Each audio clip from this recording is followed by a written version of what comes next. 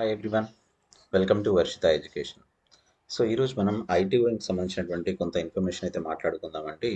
ఈ మధ్య కాలంలో ఐటీఓఎం వచ్చేసి ఐటీఓఎం ఫ్రేమ్వర్క్ వచ్చేసి ఐటీ ఆపరేషన్స్ మేనేజ్మెంట్ను హైగా డిమాండ్ అనేటువంటి చేసేసింది. అండ్ ప్రత్యేకంగా ఏంటంటే స్క్రిప్టింగ్ను మన అవసరం లేకుండానే చేయడం అయితే జరిగింది. సరే, ఐటీఓఎంకి స్క్రిప్టింగ్ అనేటువంటి అసలు సంబంధం ఉందా లేదని తెలుసుకుంటే, స్క్రిప్టింగ్ తెలియకపోయినా కూడా మీరు ఈ జాబ్ చేయడానికి అయితే అవకాశం ఉంటుంది. అండ్ ఈ ఫ్రేమ్వర్క్లో ఏంటి అంటే స్క్రిప్టింగ్ ఎక్కడా కూడా వాడబనేటువంటి జరగదు. అండ్ పని చేయడానికి కూడా మనం ఏదైనా వర్క్ చేసుకోవడానికి స్క్రిప్టింగ్ కాకుండా చిన్న చిన్న కాన్ఫిగరేషన్స్ మాత్రమే చేస్తే సరిపోతుంది.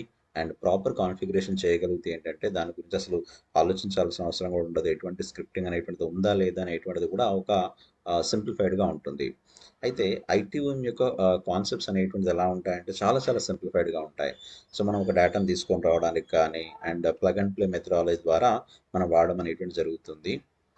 మెయిన్గా వచ్చేసి మాన్యువల్ ఎంట్రీ గురించి మాట్లాడుకుంటే, ఒక పెద్ద ఆర్గనైజేషన్లో మనం ల్యాప్టాప్లు కానీ సర్వర్స్ కానీ డెస్క్టాప్స్ లాంటి ఉన్నాయనుకోండి. ఏదైనా మేబీ బెంగళూరు కానీ హైదరాబాద్ లాంటి డిఫరెంట్ డిఫరెంట్ బ్రాంచెస్లో మనకు డేటా అనేటువంటిది ఉంది. ఆ కంప్యూటర్స్ ఉన్నాయనుకోండి. సో మాన్యువల్గా సర్వీస్ నౌ సిఎండిబి కనుక ఎంట్రీ చేయడం కనుక సిఎండిబి టేబుల్ ఎంట్రీ కనుక చేసుకుంటే ఏంటంటే ఇది ఖచ్చితంగా టైం అనేటువంటిది ఎక్కువగా తీసుకుంటుంది. అండ్ హ్యూమన్ రిసోర్స్ కూడా ఎక్కువగా అవసరం అవుతాయి. కానీ ఐపీ అడ్రస్ ద్వారా మనం ఏదైతే ఉందో ఐటీఓఎంలో సింపుల్గా ఐపీ అడ్రస్ ఇవ్వగానే దానికి సంబంధించినటువంటి సిస్టమ్కి సంబంధించినటువంటి మొత్తం డివైస్ యొక్క డేటా ఆటోమేటిక్గా రావడం అనేటువంటి జరుగుతుంది. సో ఈ డేటాలో సీరియల్ నెంబర్ అనేటువంటిది కావచ్చు, ఇన్స్టాలేషన్ చేయబడినటువంటి అప్లికేషన్సే కావచ్చు, సాఫ్ట్వేర్స్ కావచ్చు, మ్యానుఫ్యాక్చరర్స్ గురించి ఇన్ఫర్మేషనే కావచ్చు, మోడల్ నెంబర్ కావచ్చు, ఇవన్నీ కూడా తీసుకొని రావడం అయితే జరుగుతుంది. కాబట్టి పర్ఫెక్ట్గా కాన్ఫిగరేషన్ కనుక చేయగలిగితే మనకు అప్లికేషన్స్ అన్నీ కూడా మనకు సింప్లిఫైడ్గా వస్తాయి. సో దీంట్లో మనం మిడ్ సర్వర్ అనేటువంటి వాడతాం. మిడ్ సర్వర్ ఇన్స్టాలేషన్ గురించి నేర్చుకుంటాం. అండ్ అదేవిధంగా మిడ్ సర్వర్ ఇన్స్టాలేషన్ అనేటువంటిది ఎలా ఉంటుంది, దీనికి అసలు సర్వీస్ నౌ ఐటీఓలో ఎటువంటి ఇంపాక్ట్ అనేటువంటి చూపిస్తుంది అనే విషయాన్ని కూడా మనం డిస్కస్ చేయబోతున్నాం. అండ్ డిస్కవరీ గురించి మాట్లాడుకుంటే, డిస్కవరీ అనేటువంటిది ఏదైతే ఉందో ఐపీ అడ్రస్ ఇవ్వడంతో ఇమ్మీడియట్గా దాని మొత్తం డేటాను తీసుకొచ్చేసి మనకు ఏదైతే సర్వీస్కి సంబంధించినటువంటి సిఎండిబి టేబుల్లోకి డేటాను స్టోర్ చేసుకోవడం ఉంటుంది. అండ్ ఇవే కాకుండా ఏడబ్ల్యూఎస్ సంబంధించినటువంటి కావచ్చు, విఎంవేర్ కావచ్చు, అదేవిధంగా ఆర్గనైజేషన్ సంబంధించినటువంటి క్రెడెన్షియల్స్ కానీ ఈవెంట్ మేనేజ్మెంట్ కానీ ఇవన్నిటి గురించి కూడా ఐటీఓఎం అనేటువంటి కాన్సెప్ట్లో మాట్లాడుకోవడం జరుగుతుంది. చాలా చాలా సింప్లిఫైడ్గా ఉంటుంది.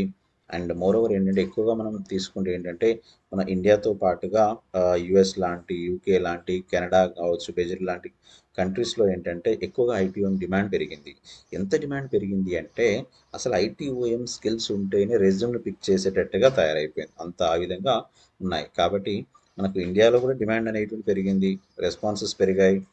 అండ్ ఒకప్పుడు ఏంటంటే ఐటీఎస్ ఒక్కటి మాత్రం తెలిస్తే సరిపోయేది. కానీ ఇప్పుడు అట్లా మొత్తంగా మారిపోయి ఏంటంటే స్కిల్స్ అనేటువంటిది మనం రెజ్యూమ్లో ఎన్ని ఎక్కువ స్కిల్స్ పెట్టి దట్టు ఐటీఓఎం లాంటి స్కిల్స్ పెడితేనే మనకు కాల్స్ అనేటువంటి రావడం అనేటువంటి జరుగుతున్నాయి. ఇంత కాన్సెప్ట్ అనేటువంటి మొత్తంగా సర్వీస్ నౌ నుండి తీసుకుని రావడం అయితే జరిగింది. కాబట్టి చాలా వరకు ఎవరైతే సర్వీస్ నౌ అనేటువంటి నేర్చుకునే వాళ్ళు ఉన్నారో, నేర్చుకుంటున్నారో, సో ఐటీఓఎం లాంటిది కూడా ఐటీఎస్ఎంతో పాటుగా ఐటీఓఎం లాంటిది కూడా నేర్చుకోవడం ద్వారా ఒక మంచి జాబ్ని అయితే మీరు తొందరగా గెట్ చేసిన వాళ్ళు అవుతారు.